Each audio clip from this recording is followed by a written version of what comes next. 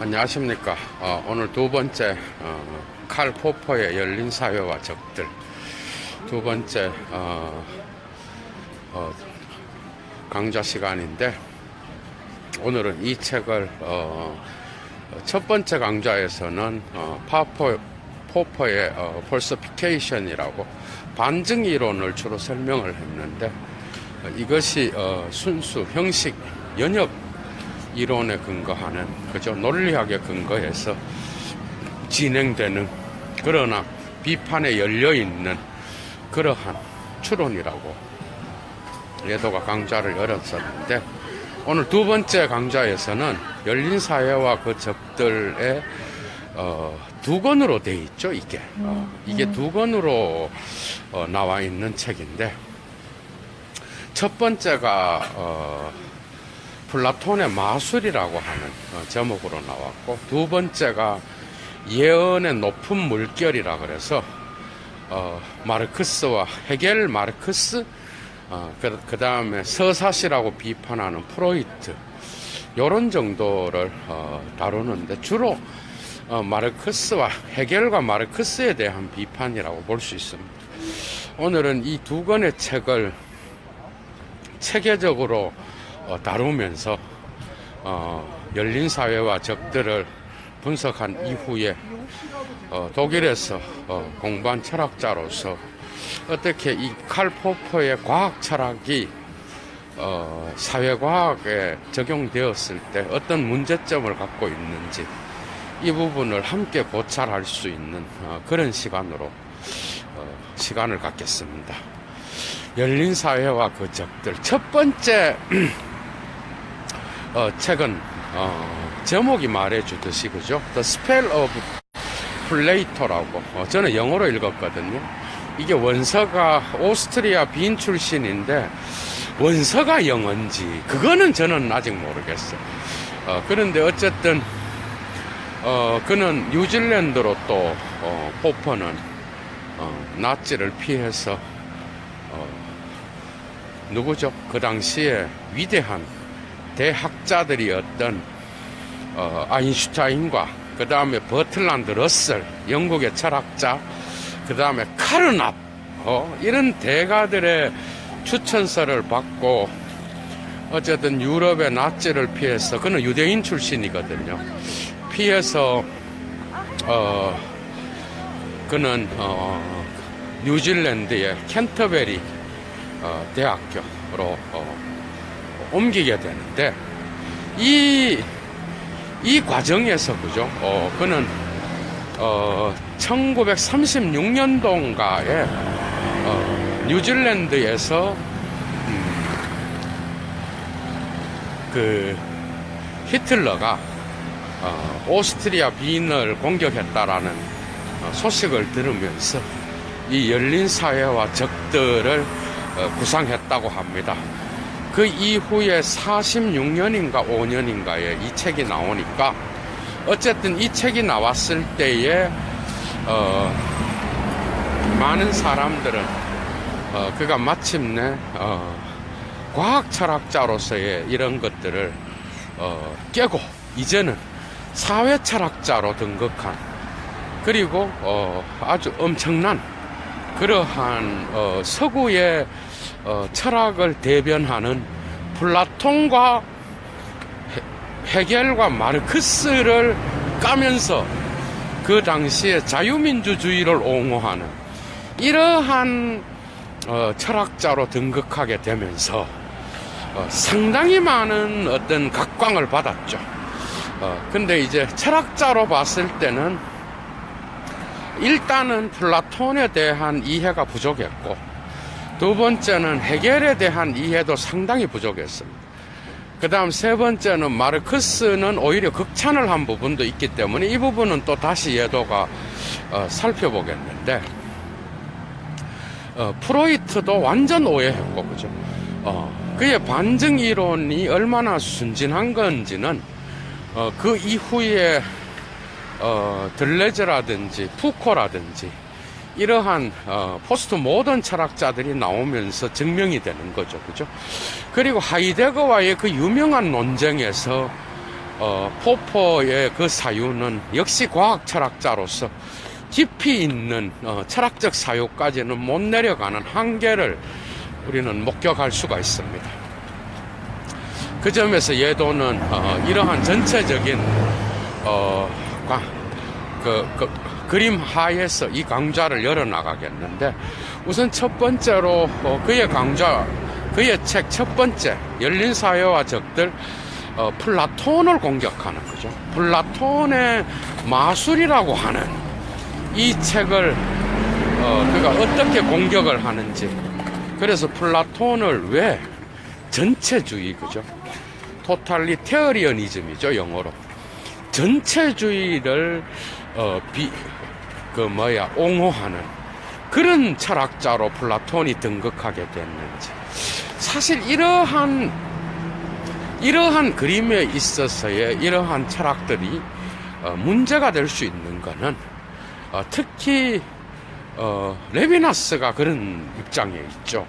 그러니까 독일의 전체적인 이러한 철학들을 심지어 칸트까지도, 후셀까지도 집어넣어갖고 전체주의 철학으로 몰고 갔던 이런 철학이 순진할 수밖에 없는 게, 그 도식화에 맞아들어가지 않는 부분이 너무 많다라는 거예요.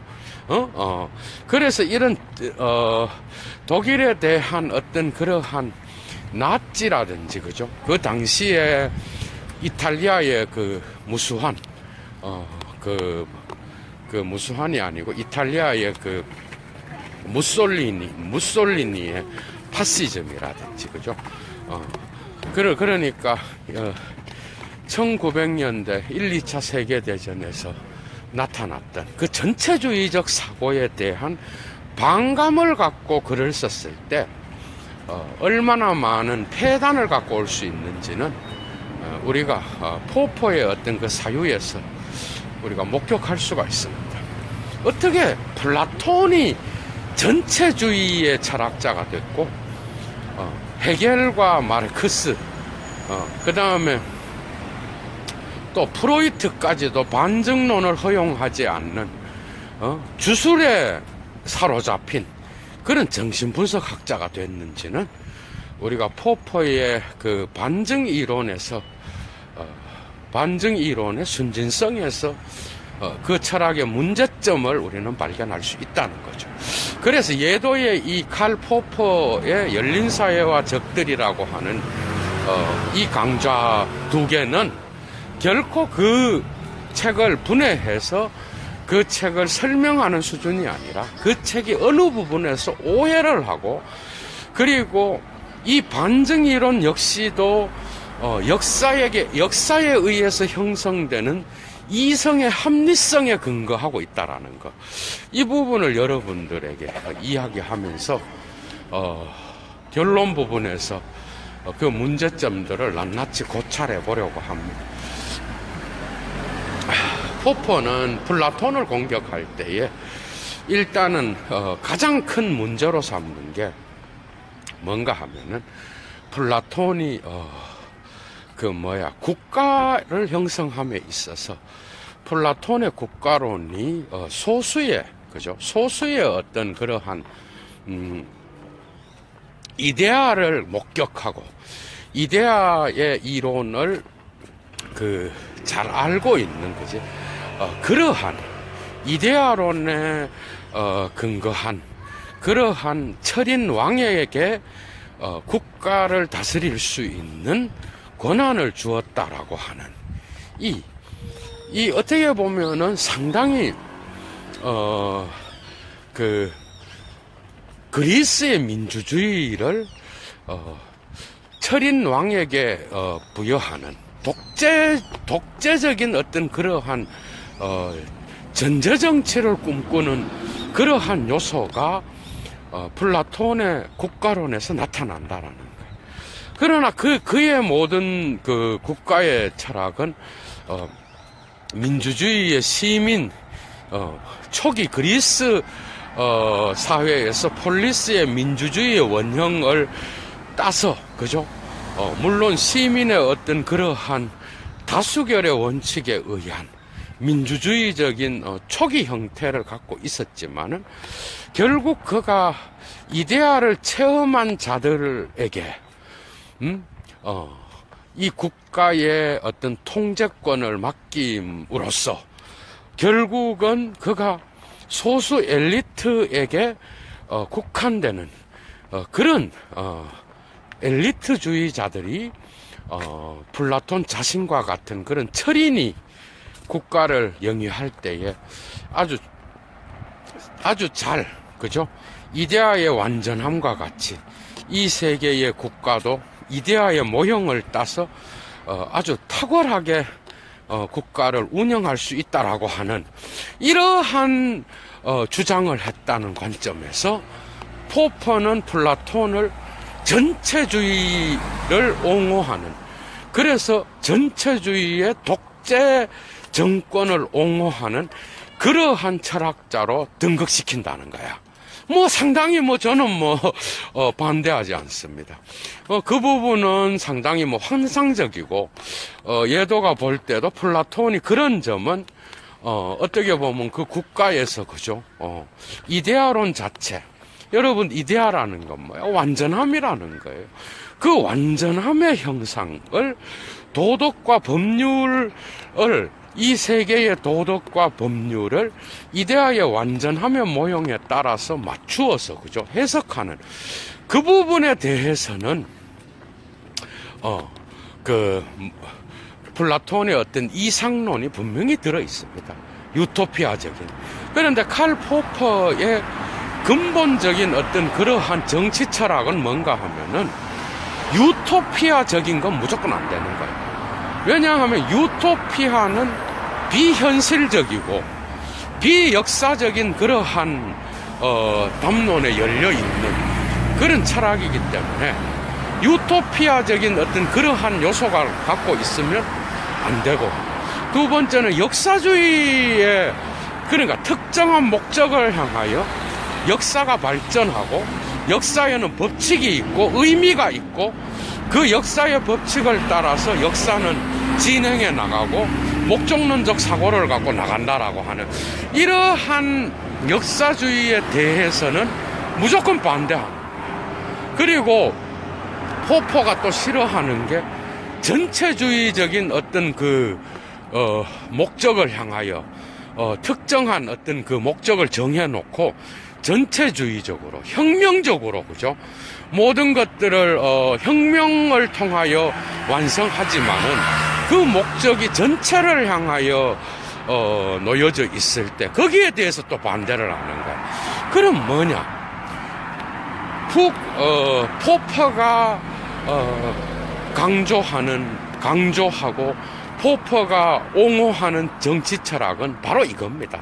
단 한마디로 말하면 비판적 합리주의예요.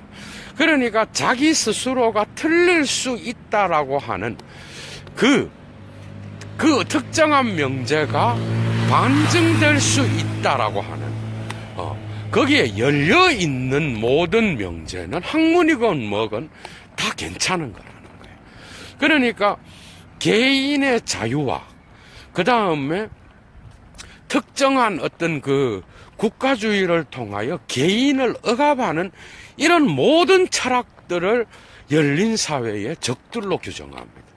그러니까 국가주의를 내세우면서 개인의 자유를 억압하고 그 개인의 자유를 특정한 목적을 향하여 희생시키는 이런 모든 철학을 싫어해요. 그는 유대인이었음에도 불구하고 그가 가장 싫어했던 것이 바로 첫 번째가 유대주의적 역사주의입니다. 선민사상이라고.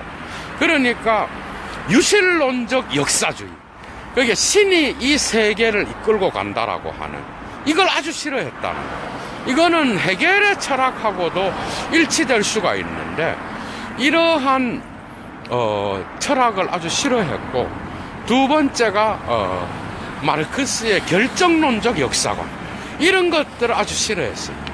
그래서 이런 것들에 대항하여 그가 내세우는 것은 모든 사회 개혁은 개별적으로 상세하게 세부적으로 들어가야 되며, 그리고 부분적이어야 되고, 현실성이 있어야 됩니다. 그리고 모든 사회의 개혁은 점진적이어야 돼. 단번에 전체를 바꾸려고 하는 모든 담론을 다 거부합니다. 그래서 포포는 자기의 그 사회 철학의 주제를 점진적 사회공학이라고 이야기하는 거예요. 여러분 이해가 되죠? 점진적 사회공학. 점차적으로 사회의 잘못된 점들을 수정해 나가고, 그죠? 특정한 어떤 개인이 나서서 국가 전체를 다스리는 게 아니라 개인의 자유에 의하여 국가를 비판할 수 있는 이런 비판에 열려있는 열린 사회에 대한 어떤 그러한, 그러니까 오펜의 게젤샤프트라고 하는 오픈 소사이어티라고 하는 이 열린 사회는 이런 것을 의미하는 거예요. 그러니까 자유민주주의, 그죠? 자유민주주의. 그 당시엔 뉴질랜드라든지 호주라든지 영국이라든지 또 독일은 서독이라든지 또 프랑스, 이런 자유민주주의를 옹호하는 그런 캐나다, 미국, 이런 것을 향하여 그의 철학을 전개시켰다라는 거예요. 그래서 플라톤의 이러한 이데아론에 근거한 이러한 철학은 문제가 또 뭔가 하면은 변화를 거부합니다. 이건 매우 중요한 거예요. 변화를 거부하고, 이건 질들레지의 시뮬라시옹도 동일하게 이런 방식으로 이런 부분을 비판하는 거예요.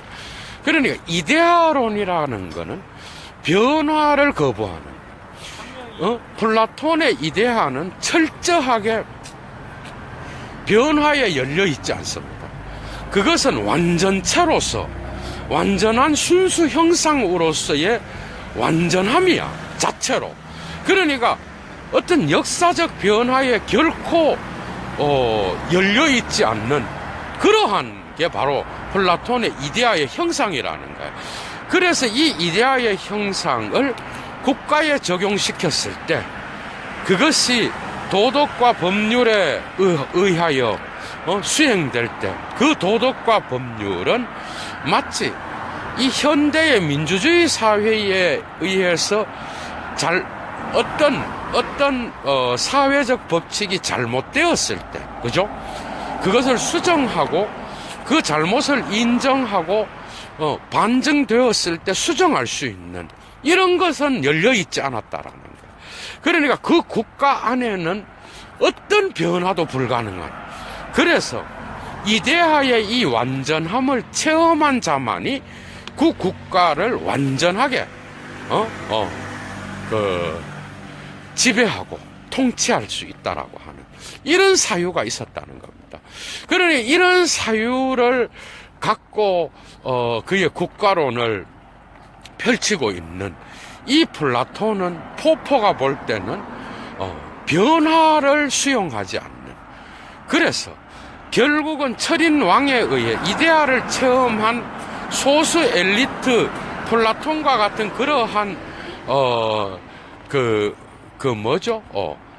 그런 철인 왕에 의하여 다스려지는 이런 국가는 결국은 전체주의를 지향하는 그런 특징을 갖고 있다. 그런데 문제는 서구 철학이 20세기 초반까지, 그게 자기 자신의 시대까지 포포가 활동했던 이 플라톤의 철학에 의하여 지배되고 이것에 의하여 해석되었다라는 게 참 개탄스러운 거다, 이런 이야기를 한다고.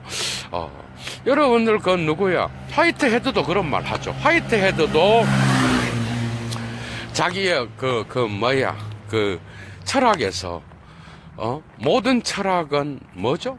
관념의 관념의 이동인가?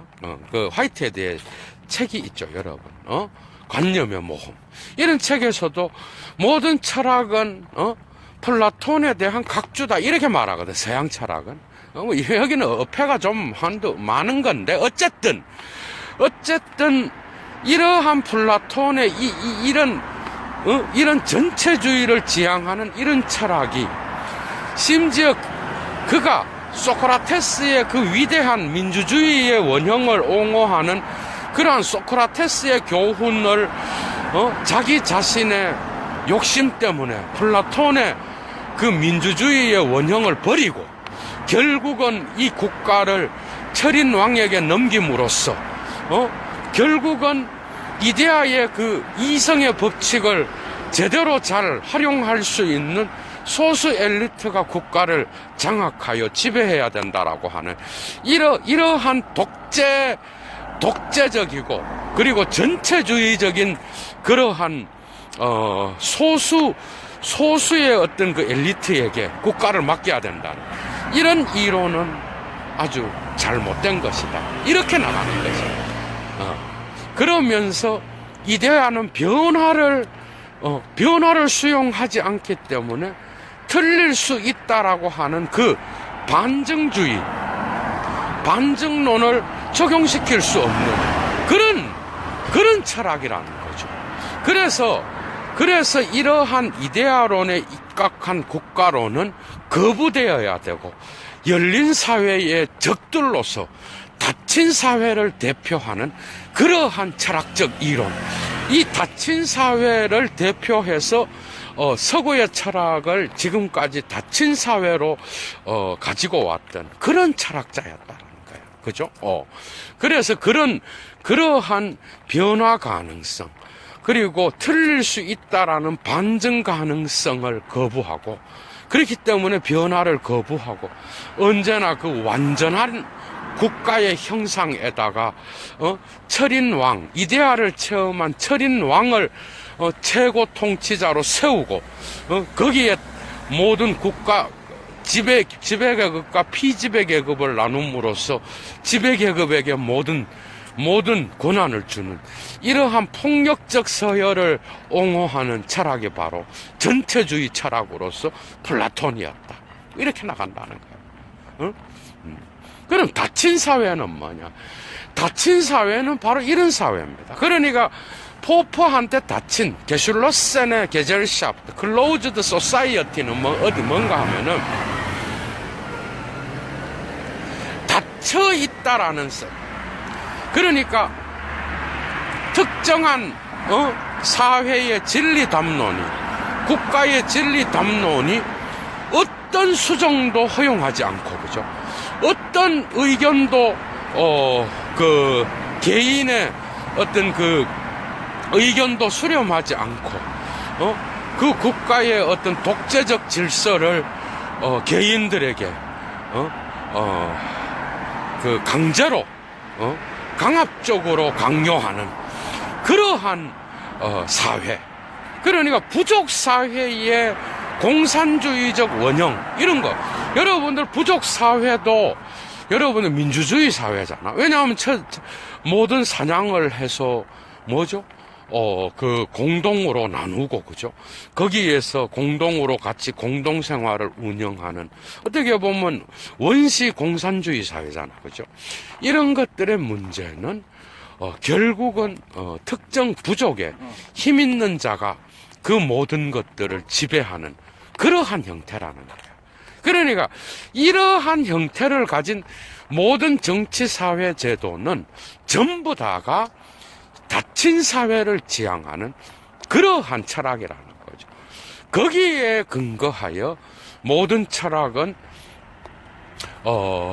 닫힌 사회를 지향하는 그런 철학이었다라고. 결국 자기가 나타나기 전에 서구 철학은 전부 다가 이러한 닫힌 사회를 지향하는 그런 철학이었다는 거예요, 결국은. 그러니까 틀릴 수 있고 특정한 그 논리의 명제가, 그죠? 국가의 어떤 법률도 되고 도덕도 됩니다.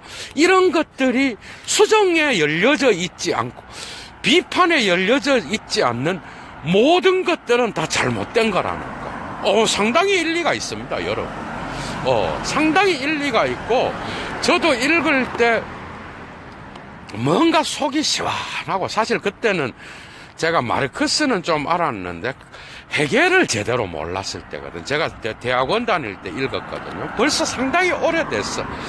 그래 뭔가 이게 시원하고 최고의 해결책이 되겠구나. 이 정책은, 이 포퍼의 열린 사회와 적들은. 그렇게 생각하고 과학 철학의 담론으로서 포퍼를 읽었던 기억이 나는데 해결을 읽고 또다시 보니까 오해한 게 한두 군데가 아니야. 역시 과학 철학자는 이런 인문학의 책들을 이해하는데 한계가 있어요. 제가 볼 때는. 그래서 어쨌든 변화에 닫혀 있고 또 특정 계급에 의하여 지배 계급과 피지배 계급이 나누어질 수 있는 이런 모든 사회는 닫힌 사회이요. 어떤 그 마술, 특히 포퍼가 마술이라는 단어를 쓸 때는 아주 경멸적인 언어예요. 그러니 이 마술은 어떤 뜻인가 하면은 다른 게 아니라 비판적 합리주의의 반대말이야. 그러니까 여러분 이런 거야. 예언을 한다 이러면 종교적이잖아, 그죠? 그런데 이 종교의 예언을 경멸하는 이유는 포퍼가 단 한 가지야. 다른 게 아니라 이성의 합리성에 근거하여 특정의 담론을 분석하고 비판하고 거기에서 틀린 것을 수정하고 이런 방식의 모든 수정주의를 거부한다라는 거야. 종교의 예언은. 그러니까 종교의 예언은 철저하게 특정한 어떤 예언의 말씀을 신의 말씀으로 갖고 가는 거야. 그러니까 그는 유대인이었지만은 어떤 개신교의 부모가 개신교로 개종한 유대인이었어요. 어쨌든. 그런데 그가 이러한 유대인의 유실론적 선민사상에 의한 역사주의도 거부합니다. 그러니까 상당히 과학적인 냄새가 나요. 그런데 이게 되게 순진한 겁니다. 나중에 예도가 이야기를 하겠지만은. 그래서 플라톤은 마술에 의하여 소크라테스의 그 민주주의적 원형의 가르침을 그 독특한 마술에 의하여 자기와 같은 철인 왕이 국가를 다스려야 된다라고 하는 이러한 이론을 주장함으로써 결국은 마술을 부려서 자기 선생의 소크라테스의 가르침을 전체주의적인 철학으로 바꿔놨다라는 거야. 그러니까 플라톤의 마술은 여기서 그런 뜻으로 사용되고 있다라는 겁니다, 여러분. 충분히 이해가 되셨을 줄로 생각해요. 그러면서 변화하지 않는 이데아의 이론, 그리고 점진적 변화에 의하여 발전해가는 그 사회 이론을 거부하고 언제나 그 완전함의 모형을 정하여 그것을 목적으로 하여 그것을 추진해 나가는 모든 정치 사회 질서를 이야기하는 철학을 거부한다라는 거죠. 상당히 좋은 견해입니다, 여러분. 많은 포퍼를 통하여 그 당시에 얼마나 많은 자유민주주의의 그죠? 그런 옹호자들이 그의 철학을 인용하고 열린 사회와 적들을 읽고 위로를 받았느냐 말이야. 상당히 동의합니다.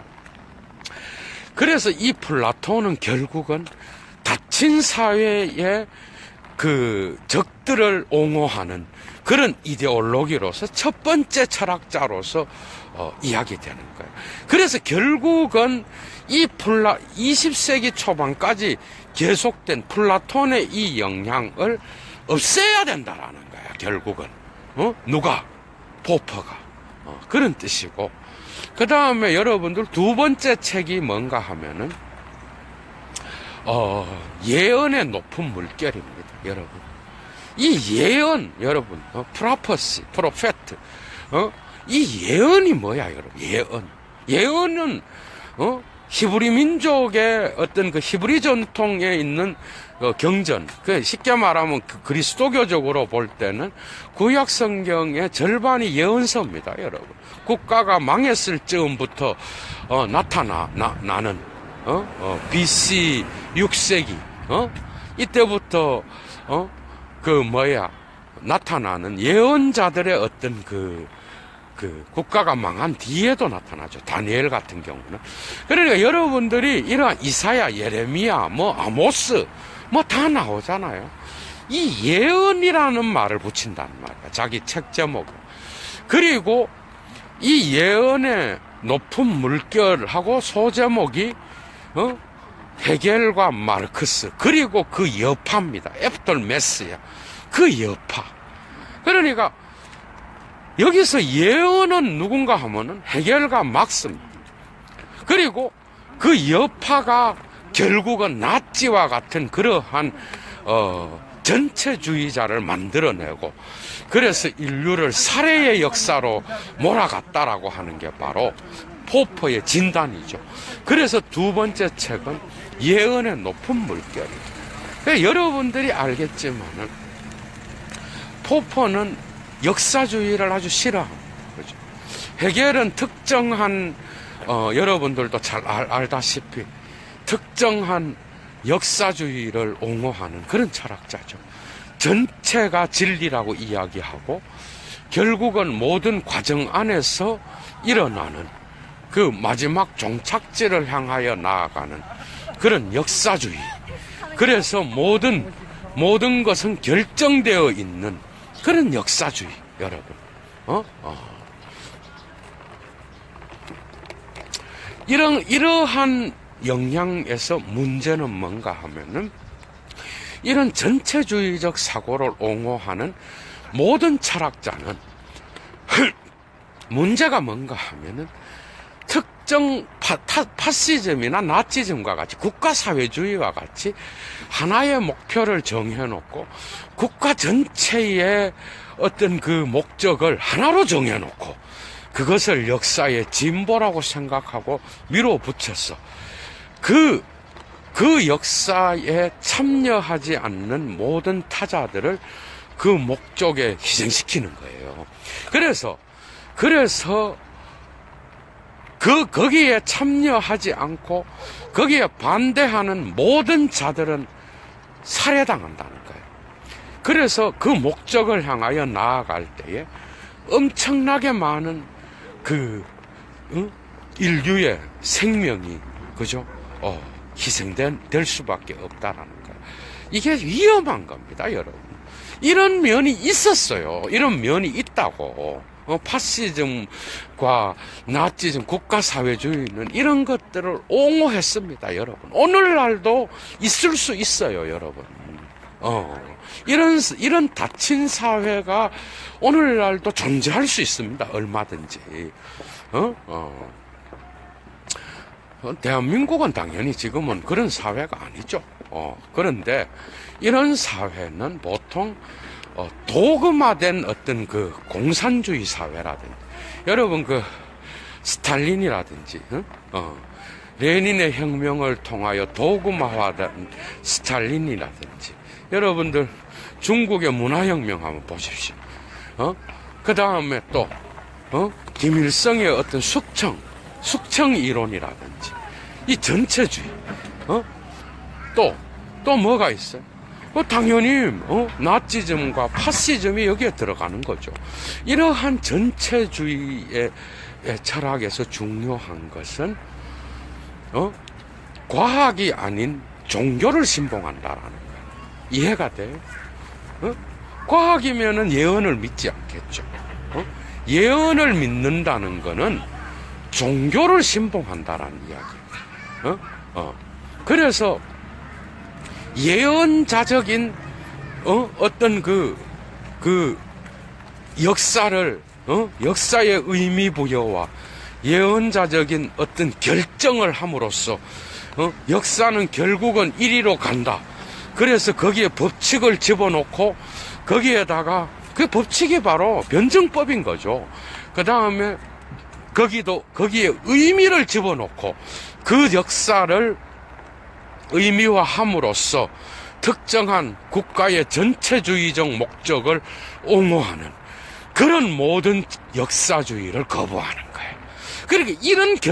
그러니까 마르크스 역시도 헤겔의 관념론을 비판하면서 유물론의 어떤 관계 안에서 정신의 발전을 보려고 했지만 결국 마르크스도 결정론으로 갔다는 거야. 역사의 결정론. 그러니까 자본주의가 망하고 난 뒤에는 자본주의, 그게 생산 관계에 있어서 생산과 생산 관계의 모순이 극대에 도달하게 되면 혁명이 일어난다 그러잖아요. 그런데 이 혁명이 자본주의 사회를 넘어서 결국은 공산주의 혁명으로 간다는 거예요. 그래서 이 혁명에 의해서 과도기적인 어떤 그런 것이 완수된 이후에 그때의 과도기의 당이 프롤레타리아 혁명을 완성할 때까지 당이 모든 걸 다스리잖아, 그죠? 그래서 마지막에는 계급 없는 사회가 도래할 것이다. 여러분, 이게 예언이에요, 예언. 되게 종교적인 거라는 거야, 이 모든 이론들이. 그러니까 이런 예언들에 근거하여 철학을 했던 모든 철학자들의 그 철학 이론은 전체주의 이데올로기를 옹호하는 그런 철학으로서, 여러분, 그런 철학으로서 이러한 나치즘과 파시즘을 옹호할 수 있는 그러한 이데올로기로 이용될 수 있는 그런 철학이었다라는 거야. 그러면서 이 역사주의를 거부한다라는 거예요. 그러니까 현대판 역사주의는 헤겔이에요, 헤겔. 그리고 고대의 최초의 인류 역사의 역사주의는 유대민족이 서 있었던 선민사상에 근거하여 하느님의 이 역사의 움직임을 신에게로 돌려놓음으로써, 그죠? 그렇게 함으로써 선민사상에 근거하여 이 선택받은 민족을 위하여 신이 역사를 이끌고 간다라고 하는 이러한 유실론적 역사주의가 고대의 대표적인 역사 역사주의였다는 거야. 그런데 근대로 오면서는 이 헤겔로부터 이 역사주의가 시작되었다라는 거예요, 여러분. 충분히 이해가 되죠. 그럼으로써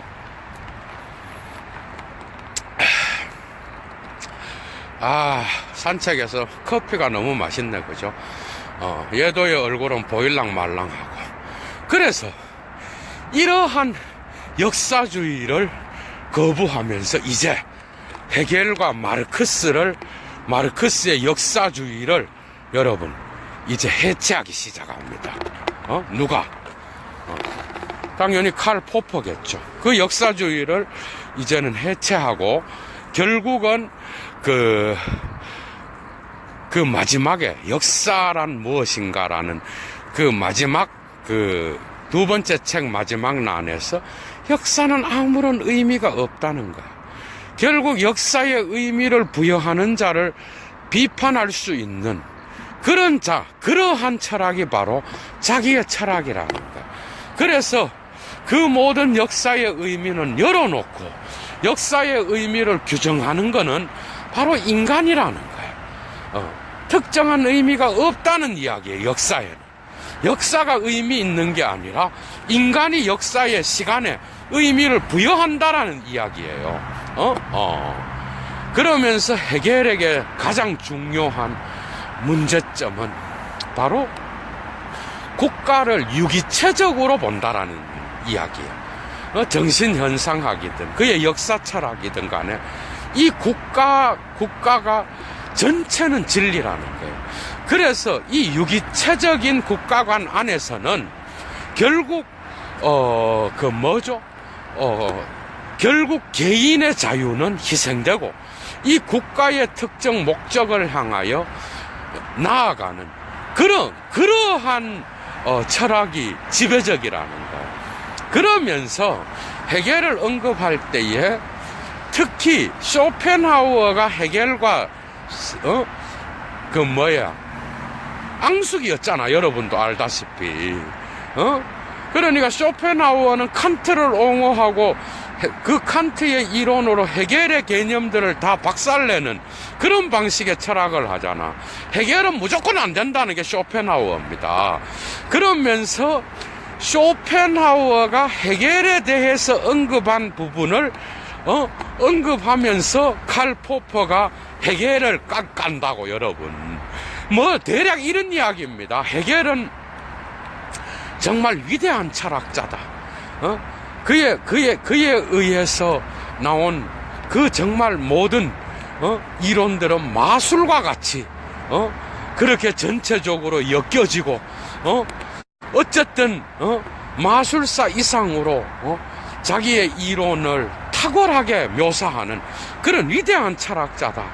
그러나 그는 그 위대함 때문에 멍청하고 또 우스꽝스럽고 그는 정말 어리석고 그의 말들은 너무나 폭력적이고 너무나 어리석어서 많은 결함들을 만들어냈다.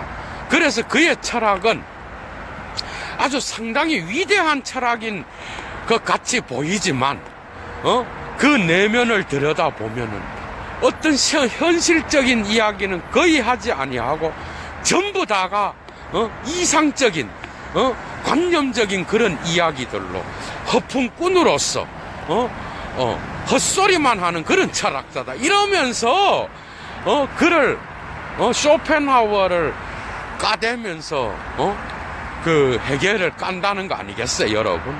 위대한 철학자지만 그 위대한 배후에 그의 이론에는 정말 거짓말과 같은 사기꾼과 같은 그런 내용들로 가득 차 있다.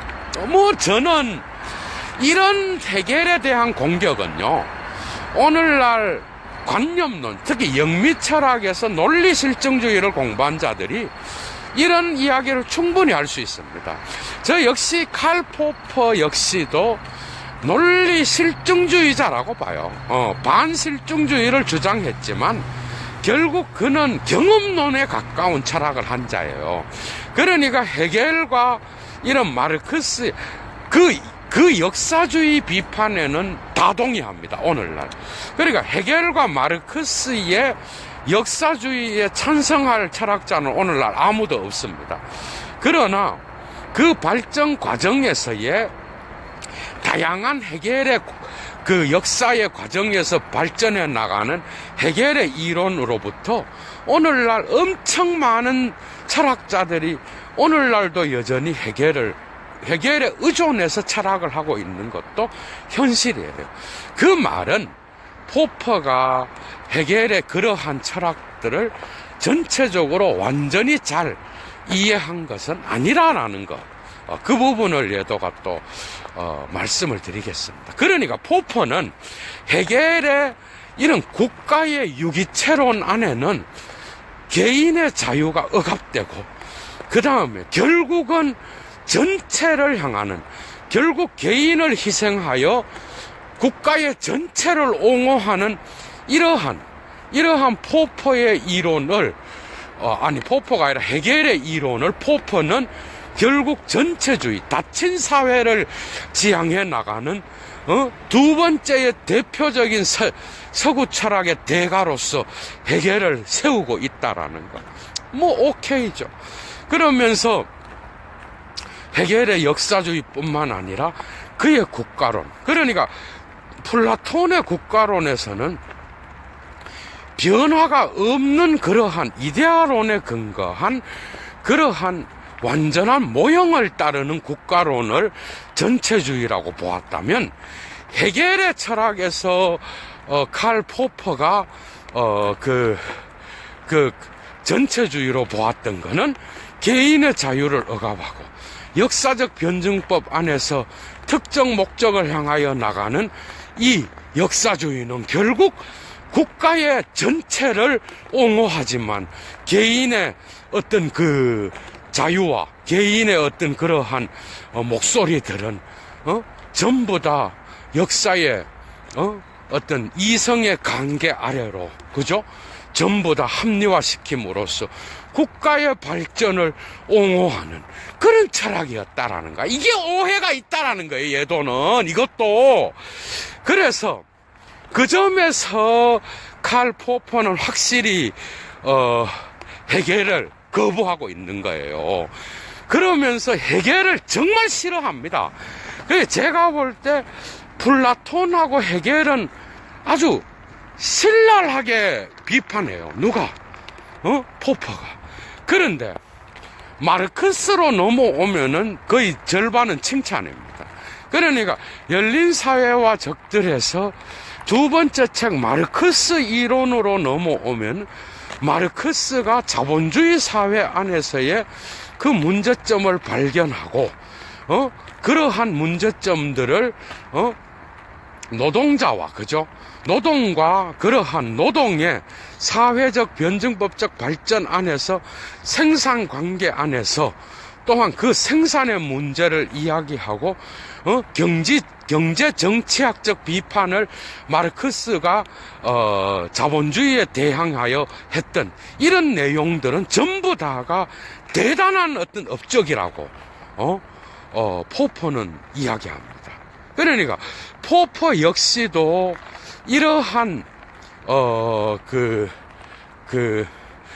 마르크스의 이런 업적들을 상당히 칭찬하고 그 부분들을 오히려 우리가 배워야 된다라고 이야기를 하지만, 그러나 결국 그가 자본주의의 극단적 형태로서 자본주의가 사라지게 되고, 결국은 자본주의의 극단적 형태로서 공산주의 혁명이 일어나서 계급 없는 사회에 도달해야 된다라고 하는 이러한 역사 결정론에 대한 이런 역사주의는 잘못됐다라는 거야. 그러니까 결국 마르크스도 헤겔을 따라서 내용은 다르지만은 동일한 종교적 도그마. 그러니까 결국 이 역사주의는 히브리 전통의 유대인들의 신앙에 근거한 역사에 근거하고 있는데, 이러한 역사주의가 현대에는 헤겔에게서 나타났고, 이 헤겔에게서 나타나는 이 역사주의, 종교적인 이러한 역사주의가 또한 마르크스한테서도 동일하게 역사 결정론으로서 나타나고 있다라는 거야. 그렇게 함으로써 그 당시에 동구권에 얼마나 많은 공산주의가, 그죠? 이러한 닫힌 사회를 지향하는 그러한 표본으로서 역할을 했느냐 말이야. 그 부분에서 포포의 철학은 상당히 오랜 시간 동안 옹호를 받았습니다. 특히 영미계통의 모든 대학들과, 그죠? 영미계통의 특정한 그런 이론을 갖고 있고 자유민주주의를 옹호하는 그런 자들에 의하여 이 책이 또한 이데올로기적으로 이용되기도 했을 정도였다고. 그러니까 포퍼의 이 이론은 가장 중요하게는 초기에는 1, 2차 세계대전 때는 바로 나치즘과 파시즘을 비판하는 데 사용되었다라고 한다면, 그 이후에 포퍼가 1994년도에 죽잖아, 그죠? 그가 죽기 전까지 끊임없는 그러한 비판을 가할 수 있었던 거는 결국 마르크스주의의 역사적 결정론에 근거한 도그마된 공산주의 어떤 정책을 옹호하는 동구권의 공산주의 국가들에게를 비판하는 그러한 도구로도 포퍼의 이 철학이 이용되었다라는 거죠. 그게 여러분들이 알아야 되는 게, 이 포퍼의 열린 사회와 그 적들은 결국 그 당시의 역사적 상황 때문에 포퍼에 의하여 옹호되고 비판되었던 거죠. 그 자유민주주의라든지 그 당시에 냉전사회에서의 공산주의 체제라든지 이런 것들을 옹호하고 비판하는데 이 책이 상당히 다양한 방식으로 사용되고 옹호되었다라는 겁니다. 그렇게 함으로써 이제는 마르크스가 또 헤겔을 따랐어. 플라톤과 헤겔을 따랐어. 결국은 닫힌 사회를 지향하는 이데올로기를 가진 그러한 철학자로 남게 되는 것이죠. 참 상당히 재미있는 견해입니다. 이제는 결론 부분에 이르렀어요, 여러분. 그렇다면 왜 이 열린 사회와 그 적들이 그럴듯한 이론에도 불구하고 철학에서 그렇게 많은 호응을 받지 못했는가 하면은 그의 철학함의 순진성 때문에 그래요. 다원주의 사회의 깊은 면을 결코 분석해내지 못했다라는 거예요. 그러니까 이런 것들은 그냥 가르쳐질 수는 있어요. 가르쳐질 수는 있는데 문제는 이런 철학들이 옹호받지 못했던 이유는 이 사회가 이성의 담론에 의하여 비판적 합리주의에 의하여 결국 이성이에요. 그것도 비판하는 것도. 그러니까 이성의 비판적 담론에 의하여 수정됨으로써 이 사회가 결국은 올바른 방향으로 갈 수 있는가? 정말 점진적 공학에서 말하듯이 그런 방식으로 발전해 나갈 수 있는가 했을 때 노라는 겁니다. 사회는 그렇게 단순하지 않습니다. 사회는 자유 토론을 통하여 여러분 뭔 말인가 하면 마르크스를 완전히 오해한 부분이 어딘가 하면은 여러분들 봐봐. 역사의 발전에는 복잡한 거죠. 복잡한 물질과 정신의 관계가 있는 거예요. 그런데 이 보이는 현실 세계가 전부가 아니라 이 보여지는 이러한 사태가 왜곡되어 있다는 거거든. 이해가 돼요? 마르크스가 가르쳐주는 최고의 교훈이 바로 그 우혹의 해석학입니다. 그러니까 시장경제 체제 안에서 교환하는 그러한 것이 다 합법적일지라도 그 합법성이라는 그 단어 배후에는 억압과 지배계급과 피지배계급의 억압의 관계가 놓여 있다라는 이야기예요. 그러면 이러한 합리적 토론에 의하여 그런 것까지 전부 다 거기에 집어넣을 수 있느냐 했을 때 없다라는 이야기입니다. 그런 합리성을 갖고 여러분 이성의 합리성으로 결국은 반증이론에 의하여 열린 사회로 나아가서 그렇게 돼서 성공할 것 같으면 오늘날 얼마나 많은 자본주의의 문제가 나타나고 있어요. 오늘날 얼마나 많은 그런 문제점들이 지배계급에 의한 위장과 가면을 쓰고 현실 세계에 나타나냐고. 이러한 보이지 않는 사회의 무서운 힘들에 대한 분석은 포퍼의 이론으로는 할 수가 없습니다. 결국은 기존 질서를 옹호하는 그러한 점진적 사회 공학이었다라는 거야. 왜죠? 합리적 이성에 의하여 비판될 수 있는 그러한 다수의 어떤 그 견해에 의하여 이 사회가 개인의 자유를 억압하지 않고 열어두고, 그죠?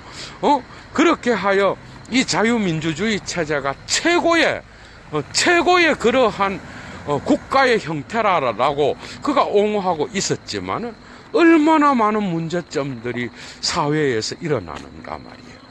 겉으로는 자유민주주의인데 얼마나 많은, 여러분. 그 다음 두 번째는 그런 게 있습니다. 그리고 헤겔의 철학에서, 그죠? 그러니까 이러한 결국은 포퍼가 비판한 게 전체주의적 틀만 비판한 거예요, 여러분.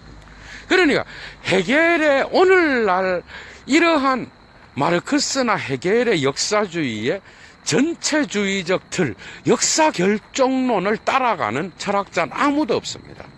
전부 다 비판해, 이 부분은. 그러나 마르크스라든지 헤겔이 가르쳐준 그 내용적인 역사의 변화 가운데에서 발전을 이루어 갈 때 인간이 어떤 방식으로 갈등을 일으키고 인간의 어떤 그러한 갈등이 어떻게 일어나서 거기에서 지배와 피지배가 나누어지고 또 역전되기도 하고 이런 갈등 안에서 역사가 일어나기 때문에 이러한 여러 가지의 그 과정 자체에 대한 분석에서 헤겔에 대한 오해가 상당히 많았다는 거. 그건 당연한 거죠.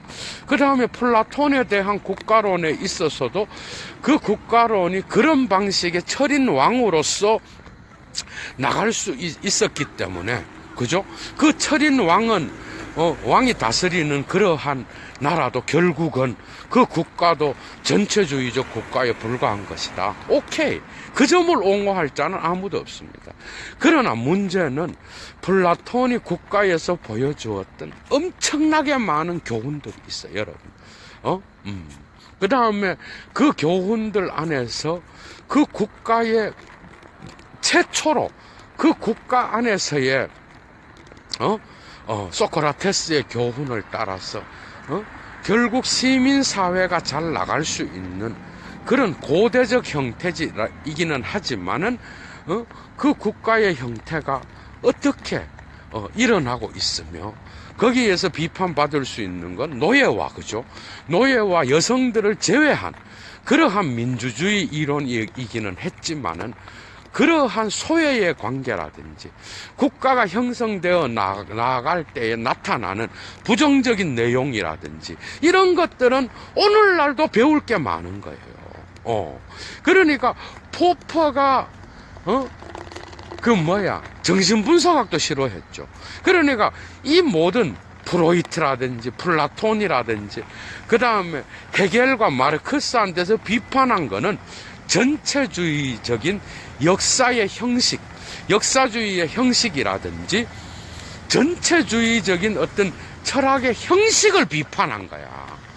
그 내용은 오해한 게 너무도 많았기 때문에 포퍼의 이론은 결국 이러한 마르크스와 헤겔, 특히 헤겔을 오해했다는 말을 철학 전문가들로부터 많이 듣고요.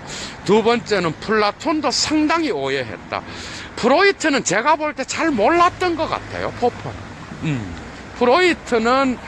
프로이트는 그런 정도의 반증이론에 의해서 뒤집어질 수 있는 이론이 아닙니다. 그걸 오해했던 것 같아요. 그 점에서 프로이트의 어떤 그런 것들도 잘 제대로 분석하지 못했고, 그러나 마르크스의 이론 중에서는 마르크스의 다양한 자본주의 비판에 대한 이론들은 인정을 했어요. 그러니까 마르크스에 대해서는 오해했단 말을 적게 듣는 게 마르크스의 결정론, 그러니까 결국은 역사의 그 자본주의 혁명에 의하여, 그죠? 역사의 마지막에는 자본주의가 극대화되어서 공산주의 혁명이 일어나고 마지막에는 계급 없는 사회가 온다. 이런 이론, 역사 결정론적인 이런 것들만 비판한 거야. 그러니까 마르크스는 상대적으로 오해를 했다는 말을 덜 듣습니다, 여러분. 그 점에서 여러분들이 열린 사회와 적들의 철학적 그 매김을, 위치를 잘 이해했으면 좋겠고, 그래서 그 반증 이론은 결국은 그 합리주의가, 비판적 합리주의가 너무나 순진하게 진행되었던 것은 아닌가, 이러한 비판에 오늘날 직면해 있다라는 거죠. 그래서 포퍼의 이론은 더 이상 어떤 그 문화 분석이라든지 국가에 대한 다양한 다원주의적 분석, 그 다음에 보이지 않는 그러한 위장을 통한 어떤 지배의 형식 이런 것들은 결코 다룰 수 없었다는 것. 그걸 여러분들이 꼭 기억하시고 오늘날 지적이 다루는 그러한 그러니까 단순히 헤겔과 마르크스를 역사 결정론으로 바라보고 그들을 다루는 그 정도의 수준이었다. 그걸 여러분들이 꼭 기억하시고 그러나 반증 이론이 주는 그런 교훈들은 뭐 상당히 많은 여러분들이 배울 수 있는 부분이 있었을 거라고 저는 생각합니다. 그래서 철학에서는 칼 포퍼의 어떤 그런 것들이 단지 사회학 쪽에서는 어떻게 다뤄지는지 모르겠는데 철학에서는 그렇게 깊이 있는 철학으로 다루어지지 않습니다. 어쨌든 그의 이론은 자유민주주의 국가에서 이용될 수 있고 그리고 이 기존 질서를 옹호하는 이런 기존의 힘의 논리를 인정하는 그런 철학으로서 나중에는 간주되게 되었다라는 거죠. 왜죠? 그 열린 사회와 저걸 과연 그런 방식으로 나눌 수 있는가? 과연 그러한 합리성에 의하여 네가 말하는 그러한 피스밀 소셜 엔지니어링이 가능한가? 거기에 순진성이 있었다는 거죠. 자, 예도는 이제 물러가겠습니다. 여러분 좋은 하루 되시고요. 두 번째 칼 포퍼의 열린 사회와 적들 강좌 끝내겠습니다. 주스.